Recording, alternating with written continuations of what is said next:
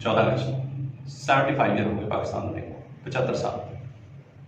हिंदुस्तान को 2 हिस्सों में तकसीम कर दिया गया, नजरिए की बुनियाद पर, जबान की बुनियाद पर, कल्चर की बुनियाद पर, सकाफत की बुनियाद पर।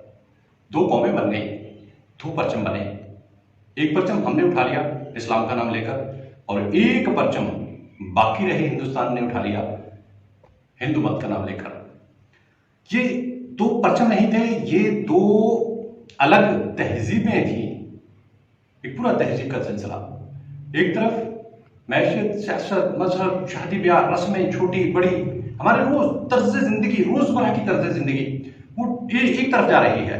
दूसरी तरफ हिंदू मत के हिसाब से उन्होंने अपनी लाइफ को डिजाइन किया, अपनी जिंदगी को डिजाइन किया, और उसी तरह वो लेकर चले गए। मॉडर्निटी के नाम पर उन्होंने भी बहुत सी चीजों को अडॉप्ट किया, और हमने भी किया।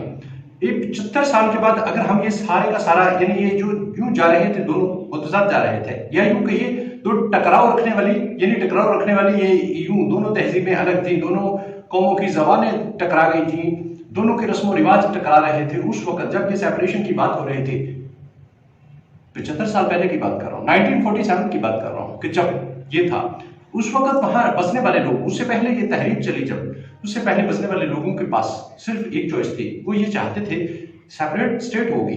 उनके पास ऑब्जेक्टिव थे, मकसद था उनका। क्या मकसद था, क्या ऑब्जेक्टिव थे, बड़े क्लियर थे वो लोग। उन्हें बताया गया था कि ये हिंदुस्तान है जो यहाँ मेजॉरिटी में नहीं, मिनोरिटी में है। मिनोरिटी डेमोक्रेटिकली अपना कभी भी हक, यानी उनका जो राइट है, उसको कभी भी वो मनवा नहीं पाएगी। लिहाजा आपके पास एक एजेंडा है, वो क्या है, फाइट करनी है, लड़ाई करनी है, यहाँ हिंदुस्तान के अंदर डिमांड करनी है, अपनी सेपरेशन की, अलग रहना है। हम इनके साथ रहे तो हमारा मामला यानी 4 आउट ऑफ 1 का है, यानी 3-1 का है, 4 में से, तो ये मेजॉरिटी नहीं बनेगी, हमारी नहीं बनेगी।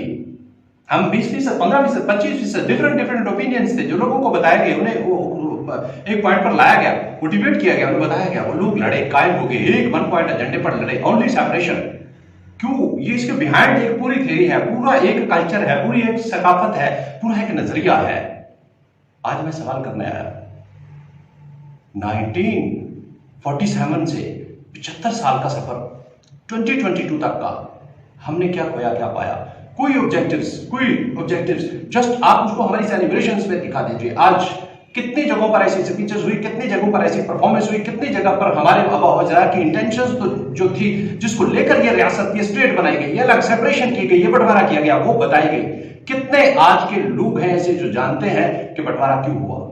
कितने लोगों के दिल में ये दर्द उठता है कि हमारा नजरिया क्या हुआ, हमारा कल्चर, हमारी सकाफत, हमारा रहन सहन, तर्ज जिंदगी, रोजमर्रा खाना पीना, उठना बैठना, ये सब कहां चला गया? मैं ये कहता हूं ये मुतजाद रास्ते थे, होते होते मॉडर्निटी के नाम पर हमने समेट कर फिर इनको एक ही रास्ते पर डाल दिया। अब जो एक्टिविटीज आप हिंदुस्तान में देखते हैं, कमोबेश वो भी पाकिस्तान में देखते हैं। सवाल, ये सेपरेशन का मकसद क्यों मार दिया हमने? क्या ये हमारे बेनिफिट्स में था, हमारे मफाद में था कि हम ये सेपरेशन का जो पर्पस था, जो ऑब्जेक्टिव थे उस वक्त के, इन्हें मार दें? ये सोचते ही नहीं हम। 1947 को जो बंटवारा हुआ और हमारी रियासत की बुनियाद पड़ी, जिसका नाम हमने पाकिस्तान रखा, ये पाकिस्तान नाम किस बुनियाद पर रखा, क्यों रखा, किससे इंस्पायर होकर रखा, इसके अंदर हमारे ऑब्जेक्टिव क्या थे? क्या हम ये नई नस्ल को बता पाए?